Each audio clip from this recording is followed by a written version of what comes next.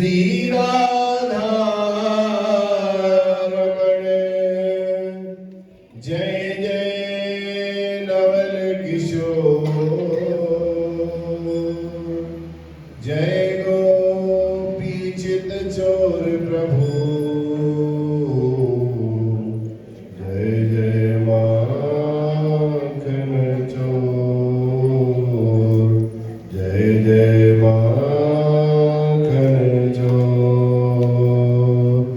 बोल बाके बिहारी लाल की जय।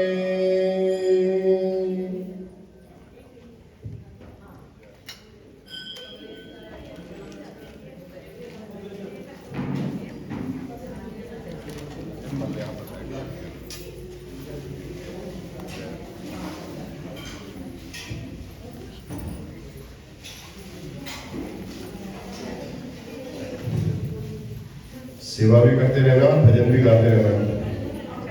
बड़ा बड़ा अच्छा भजन है, नया भजन है।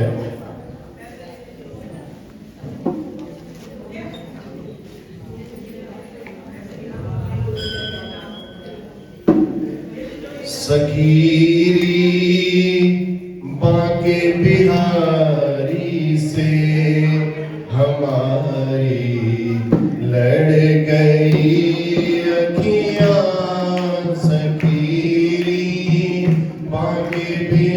बिहारी से हमारी लड़ गई अखियाँ सखीरी बाके बिहारी से हमारी लड़ गई अखियाँ बचाई थी बहुत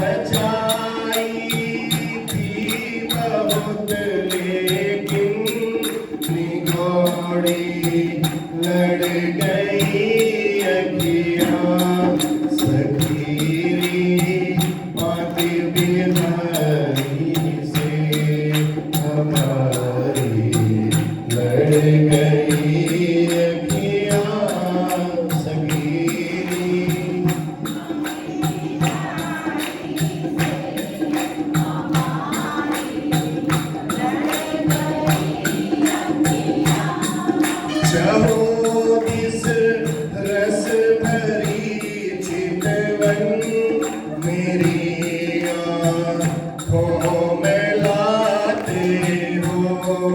चाहो किस रस भरी चितवन मेरी आँखों में लाते हो। कहो कैसे कहाँ जाऊँ, कहो कैसे कहाँ जाऊँ। ये पीछे पड़ गई अखियाँ, कहो कैसे कहाँ जाऊँ। ये पीछे पड़ गई अखियाँ, सकीरी बाके बिहारी से हमारी लड़ गई अखियाँ, सकीरी बाके बिहारी से। बोलो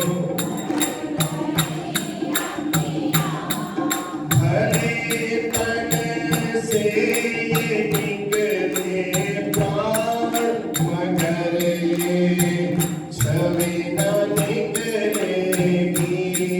मगर भले तन से निकले प्राण, मगर ये छवि न निकलेगी। भले तन से निकले प्राण, मगर ये छवि न निकलेगी। अंधेरे मन के मंदिर में, अंधेरे मन के मंदिर में मन ही से लड़ गई अखियाँ। अंधेरे मन के मंदिर में मन ही से लड़ गई अखियाँ, सकीरी बाके बिहारी से हमारी लड़ गई अखियाँ, सकीरी बाके बिहारी से हमारी लड़ गई अखियाँ। बचाई थी बहुत लेकिन निगोड़ी लड़ गई अखियाँ। बचाई थी बहुत लेकिन निगोड़ी लड़ गई अखियाँ, सकीरी बाके बिहारी से हमारी लड़ गई अखियाँ, सकीरी बाके बिहारी से हमारी लड़ गई अखियाँ, सकीरी। बोलो बाके बिहारी लाल की।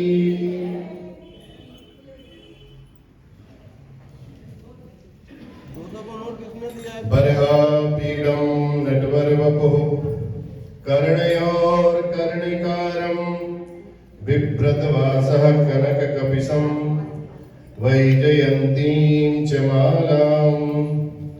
रन्ध्रान् वेणोरधरसुधया पूरयन् गोपवृन्दैर्बृन्दारण्यं स्वपदरमणं प्राविशद्गीतकीर्तिः।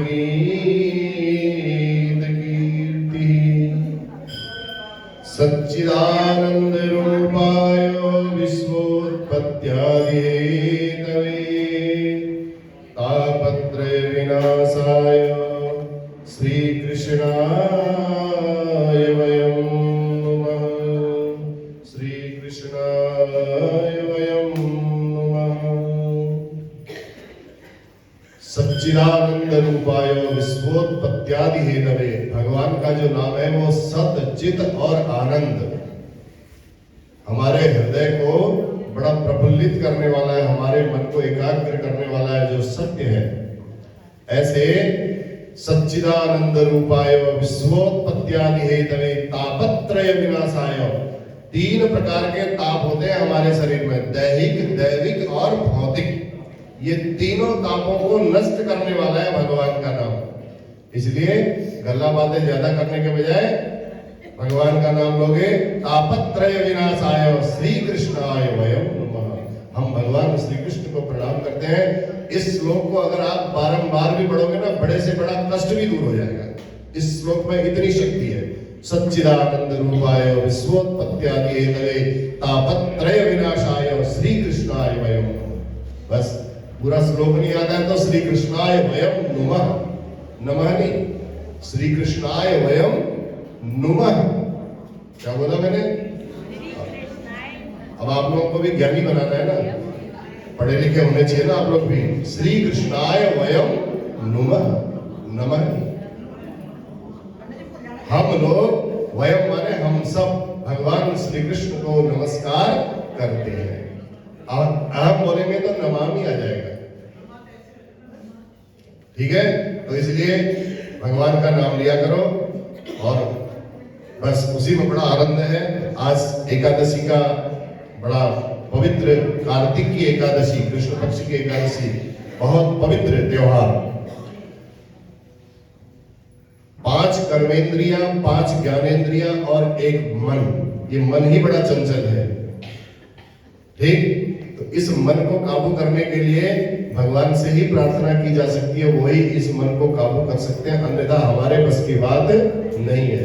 तब ये एकादशी का महत्व होता है। 5 कर्मेंद्रियां भी आपके मन में होनी चाहिए, संयम में होनी चाहिए। 5 ज्ञानेंद्रियां भी आपके संयम में होनी चाहिए। और आपका मन उभयात्मक है, ज्ञानेंद्रिय में भी आता है और कर्मेंद्रिय में भी आता है। तो इसलिए ये एकादश इंद्रियां जो है, यही एकादशी है, इन्हीं का संयम, इन्हीं का निरोध। तो इसलिए आज सूत जी महाराज कहते हैं ऋषियों को, ऋषियों देखो बड़ा सुंदर पर्व आज है, तीनों लोकों में विख्यात, सब कामनाओं को देने वाला, कोई भी कर सकता है, ब्राह्मण, क्षत्रिय, वैश्य, शूद्र, कोई भी हो, सबका मुक्तिदायक है और भगवान विष्णु को अत्यंत प्रिय है। इसलिए सखीरी बाके बिहारी से हमारी लड़ गए। बस अखियां लड़ानी है तो भगवान से लड़ाओ, वो ज्यादा बेहतर है, ज्यादा अच्छा है। और भगवान से आपका मन मिलने लगेगा, आंखें मिलने लगेंगी तो भगवान का नाम बार बार आपके मन में आने लगेगा, ठीक? बचाई थी बहुत लेकिन निगोड़ी लड़ गई अखियां, सखीरी बाकी बिहारी से हमारी लड़ गई अखियां सखीरी। तो इसलिए भगवान का जितना हो सके भगवान से प्रेम करने की कोशिश करनी चाहिए। संसार के प्रेम में दिखावा ही ज्यादा है, वास्तविकता नहीं है। जिस प्रेम को पाने के लिए परम आनंद की प्राप्ति होती, तभी तो भगवान का नाम सच्चिदानंद बोला। सत चित और आनंद, वो आनंद ऐसा है जो फिर एक बार प्राप्त हो गया तो दोबारा फिर वो छूटने वाला नहीं है। और भगवान बांके बिहारी जी के यहाँ पर्दा इसलिए तो बार बार लगा देते हैं, ये अखियां निगोड़ी है ना, ये बार बार लड़ जाती है उनसे। अगर एक बार उनको देख लिया आपने लगातार 10 मिनट, तो फिर आपका मन ही नहीं करेगा वहां से आने के लिए, फिर तो वहां जगह ही नहीं होगी बैठने के लिए। इसलिए बार बार पर्दा लगा देते हैं, अखियां आपकी लड़नी नहीं चाहिए उनसे। इसलिए आज एकादशी का व्रत सब कामनाओं को देने वाला, भक्ति पूर्वक दोनों पक्षों की एकादशी को निराहार रहना चाहिए, कुछ खाना नहीं चाहिए। जो व्रती लोग होते हैं, जिनको व्रत करना हो एकादशी का, किस तरीके से किया जाता है, ये दोनों पक्षों की एकादशी को बिल्कुल निराहार रहना चाहिए। एकादशी तिथि सब बालकों को माता के समान और रोगियों को, रोगी जो मनुष्य है उनको औषधि के समान है। इस प्रकार जैसे माता अपने बच्चे की रक्षा करती है, औषधि रोगी की रक्षा करती है, ऐसी ये एकादशी माता और औषधि के समान सुख देने वाली है, रक्षा करने वाली है। हजारों अश्वमेध यज्ञ, वाजपेयी यज्ञ कितने भी कर लो, अगर एकादशी व्रत कर लिया आपने तो उसके 16वां के बराबर भी नहीं है, 16वें भाग के बराबर भी नहीं है। एकादशी के व्रत में मैंने बताया पंच कर्मेंद्रियां, पंच ज्ञानेंद्रियां, कान, त्वचा, नासिका, नेत्र, जिह्वा, वाणी, वाणी माने कंठ, भुजा, पाद, लिंग, गुदा, मन सहित ये सब 11 इंद्रियां भस्म हो जानी चाहिए। जो मनुष्य इस एकादशी का उपवास का फल चाहते हो, सबसे पहले दशमी के दिन, अगले दिन, एक दिन पहले रात को बीच में 4 समय में एक समय भोजन करना चाहिए। दशमी तथा द्वादशी को एक समय भोजन और एकादशी को बिल्कुल निराहार रहना चाहिए, तब व्रत प्रारंभ करना चाहिए। चाहे कोई महापापी हो अथवा अल्प पापी हो, एकादशी को यदि निराहार आप रहोगे तो भगवान के उस परम धाम को प्राप्त होना ही होना है, इसमें कोई संदेह नहीं। स्नान करने के बाद विधि पूर्वक भगवान विष्णु की पूजा अर्चना करनी चाहिए। गीत वाद्य नृत्य के द्वारा भगवान की कथा को श्रवण करना चाहिए। प्रदक्षिणा करो भगवान जी की हरा करके प्रदक्षिणा भी करनी चाहिए। और पाप आलस्य आदि से रहित होकर के भगवान के निराजन करो, नमस्कार करो। जो मनुष्य इन सब गुणों से युक्त होकर के एकादशी का जागरण करते हैं या एकादशी का भजन कीर्तन करते हैं, वह भक्त पृथ्वी पर फिर दोबारा जन्म नहीं लेते हैं।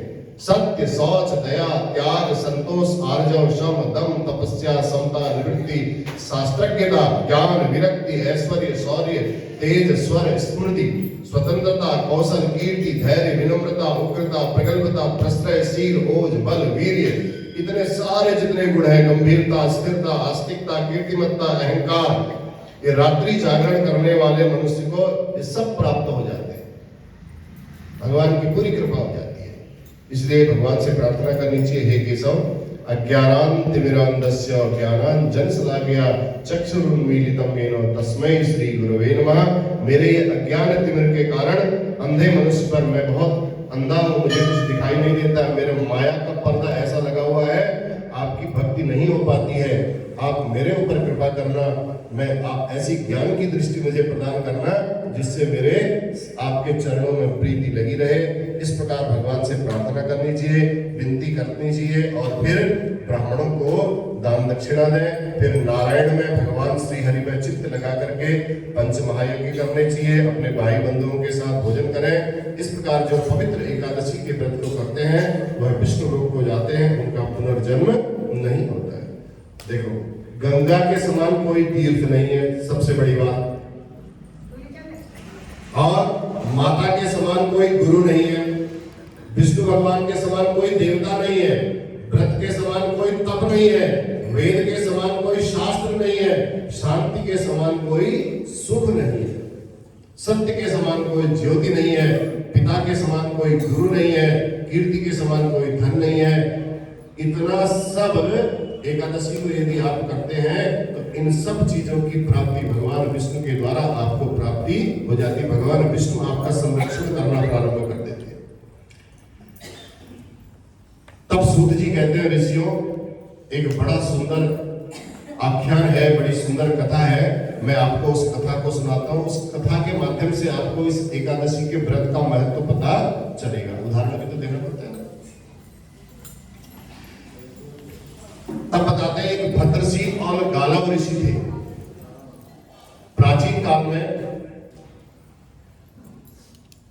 भद्रशील और गालव ऋषि, गालव एक सत्यनारायण, गालव ऋषि जो थे बड़े सत्यनिष्ठ एक मुनि थे और नर्मदा नदी के तट पर एक शांत स्थान पर निवास करते थे। वहां बहुत से वृक्ष थे, मृग आदि पशु सब वहां बैठकर आते थे, जाते थे। वन में बड़ी अच्छी सुंदर आवाज होती थी, वन बड़ा सुंदर, उनका स्थान बड़ा सुशोभित होता था, मुनियों द्वारा वह सेवित। कंदमूल स्थान जो था, कंदमूल सब फलों से भरा हुआ। वहां गालव नाम के जो ऋषि थे बड़े लंबे समय से निवास करते थे। उनके यहाँ एक गालव ऋषि के यहाँ एक भद्रशील नाम का, बड़ी ध्यान से सुनिएगा, गालव ऋषि के यहाँ एक भद्रशील नाम का पुत्र उत्पन्न हुआ, उसको बड़ा जितेंद्रिय, भगवान विष्णु का परम भक्त और नित्य भगवान के यहाँ दीप जलाना उसका काम, उसको अपने पूर्व जन्म की सब बातें याद की। देखो उस भद्र सिंह अपने जितने मित्र थे उन मित्रों को भी विष्णु पूजा के लिए प्रेरित करता था। सबको कहता था आओ आप लोग भी आओ, आकर के भगवान की पूजा करो। और भगवान एकादशी का व्रत रखना उसका नियम था बचपन से, जब से उसको स्मरण आया होगा तब से वो भद्रशील भगवान विष्णु की एकादशी का व्रत अवश्य रखता था। तो उसके द्वारा सिखाए गए अन्य शिशु भी क्या करें, अब वहां कहीं मंदिर ना मिले तो भगवान जी की भद्रशील क्या करता था, मिट्टी उठाई, मिट्टी को पोत पात करके बढ़िया भगवान जी की मूर्ति बना करके उन्हीं के सामने बैठ करके पूजा करता था। अपने मित्रों को भी ऐसे ही बैठ करके सिखाने लगा, तो उसके मित्र भी सब ऐसा ही करने लगे, भगवान की प्रतिमा बना करके पूजन करने लगे। तो ऐसे श्रेष्ठ चरित्र को देख करके एक दिन पिताजी के मन में आया, उस गालव ऋषि के मन में, भद्रशील के पिताजी का नाम गालव ऋषि। तो गालव ऋषि के मन में आया कि मेरा बेटा, न मैंने इसको कभी सिखाया, न मैंने इसको कभी पढ़ाया, ये पढ़ाया कहां से आया, इसलिए एक बार इससे जरूर मुझे पूछना चाहिए। तो भद्रशील से पूछा, कहा बेटा तुम्हारा चरित्र इतना पवित्र है, तुम जो योगियों के लिए भी बड़ा दुर्लभ है, तुम ऐसा क्यों करते हो, सदैव हरि पूजा में तुम लगे रहते हो, एकादशी के व्रत में तुम तत्पर रहते हो बेटा, निर्द्वंद मोह रहित हो, तुम हरि ध्यान में परायण रहते हो, किसी से ज्यादा बोलते नहीं, तुम्हारी ऐसी श्रेष्ठ बुद्धि कैसे होगी, आप मुझे बताओ। तब पिता के वचनों को सुनकर के भद्रशील कहता है, पिताजी मेरे एक पूर्व जन्म का वृत्तांत है, उसको मैं आपको सुनाता हूं। तब अपने पूर्व जन्म के वृत्तांत को सुनाता है और कहता है, यमराज ने मुझे ये सारी बातें बताई थी। एक बार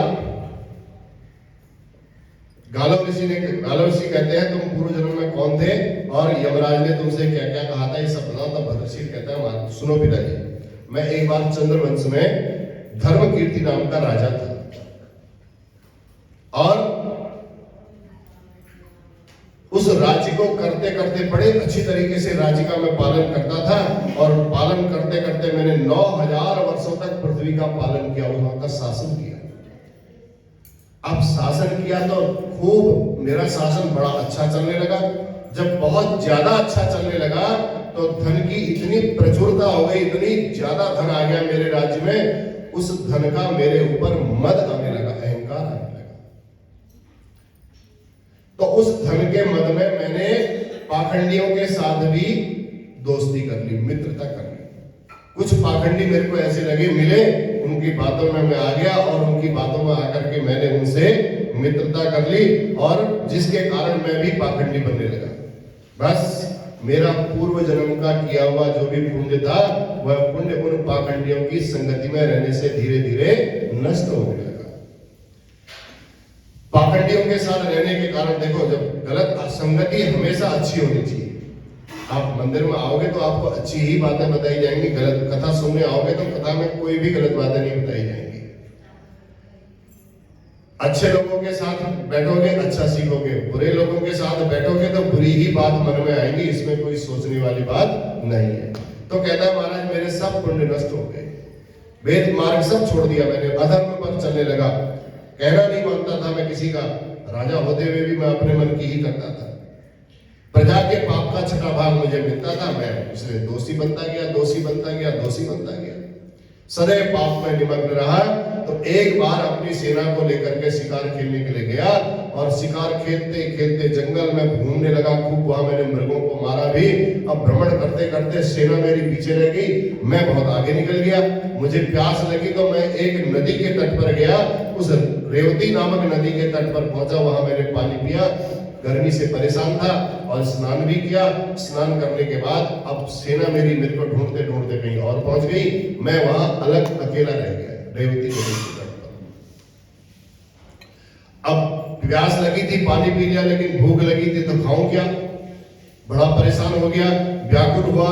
अब तटवर्ती जो वहां पर लोग रहते थे उस नदी के पास, रेवती नदी के पास, वहां के लोगों के पास मैं गया और जाकर के मैंने देखा कि वहां एकादशी रखने वाले सब लोग बैठे हुए हैं। तो अब सबकी एकादशी का व्रत था, मुझे तो लगी थी भूख, लेकिन वहां कोई भोजन की भी व्यवस्था नहीं थी, तो मैं भी भूखा ही सो गया। अब सब लोग जागरण कर रहे थे, हरे राम राम राम हरे हरे, हरे कृष्ण कृष्ण कृष्ण हरे हरे। ऐसे सब लोग भगवान जी के उस संकीर्तन को करने में लगे हुए थे। अब मैं क्या करता, किससे भोजन मांगता?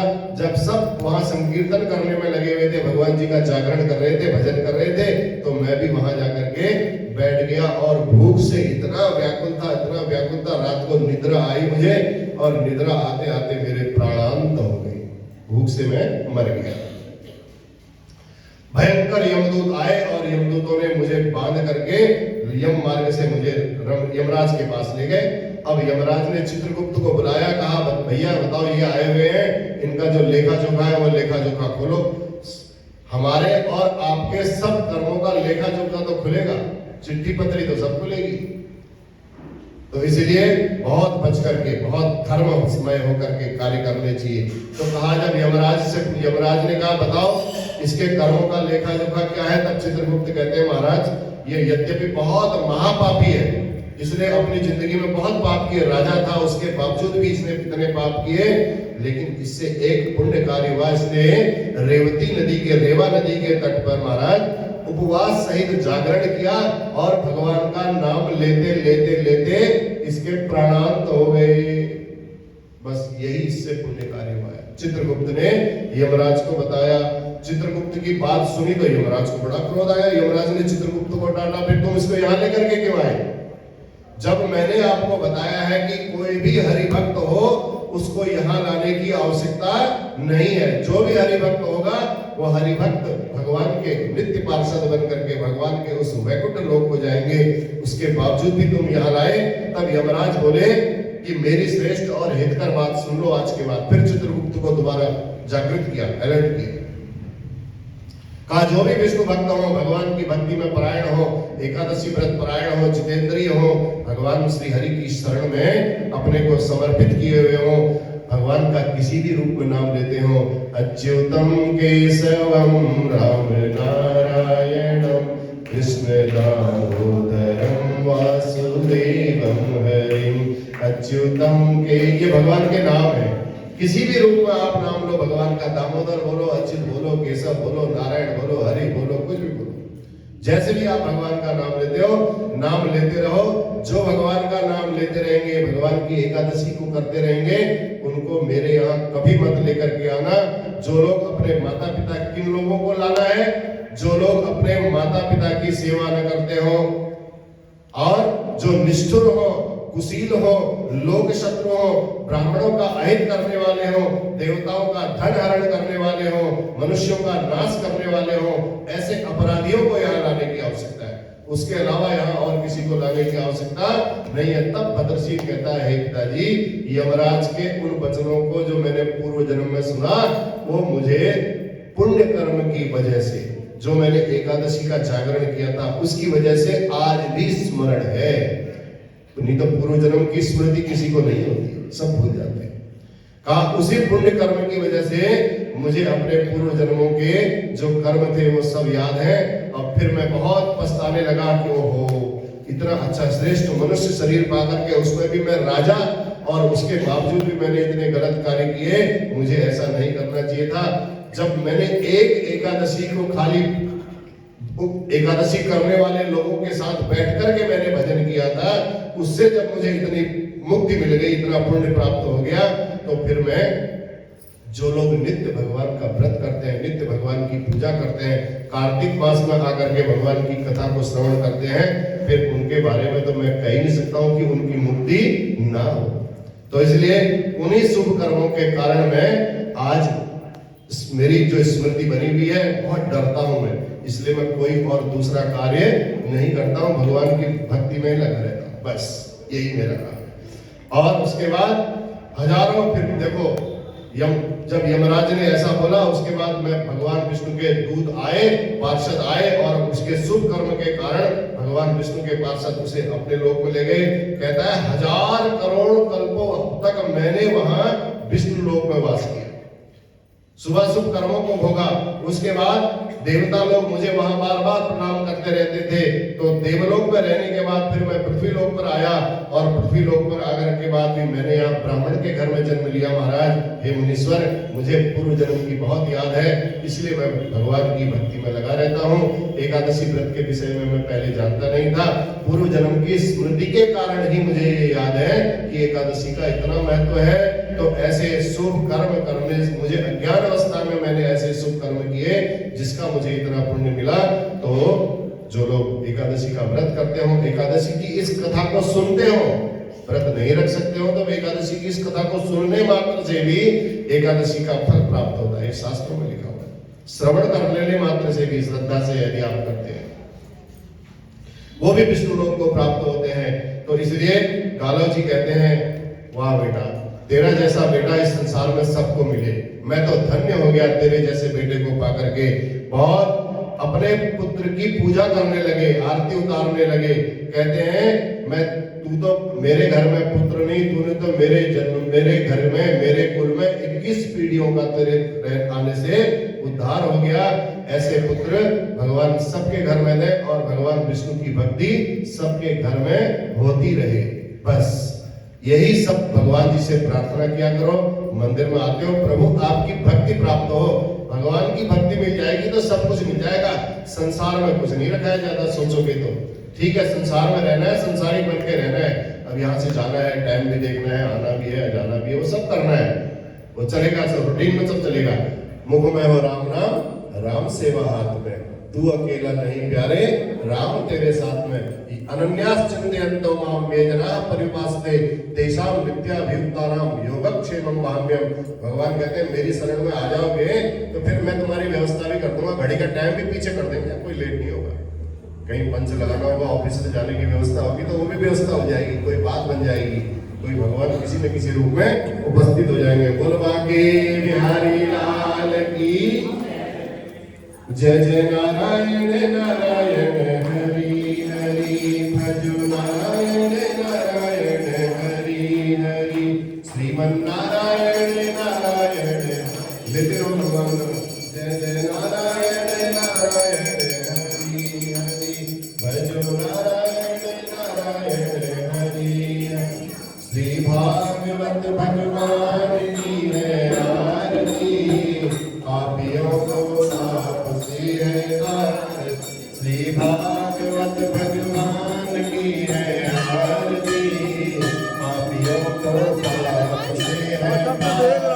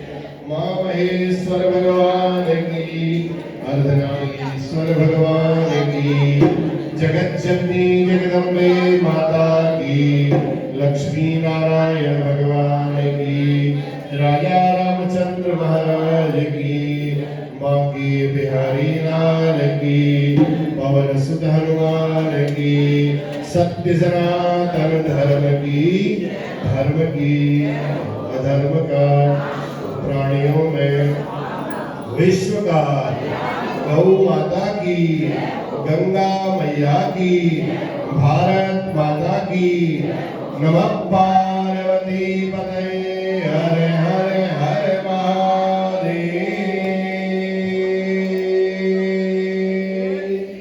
जय जय श्री राधे